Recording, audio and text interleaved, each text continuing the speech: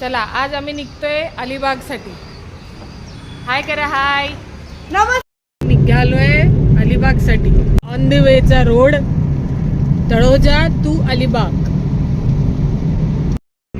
अजून आम्ही पोहोचलो नाही आहोत, बस पोहोचू तोपर्यंत आमच्या साहेबांना खूप झोप येते, त्याच्यामुळे ते झोपायच्या तयारीत आहेत. तुम्ही बघू शकता उशीची तयारी झाली आहे, तिकडे फोन आलाय कोणाचा तरी. सो असं आमचा प्रवास चालू आहे, बघूया काय होतं. काय करते मग आता.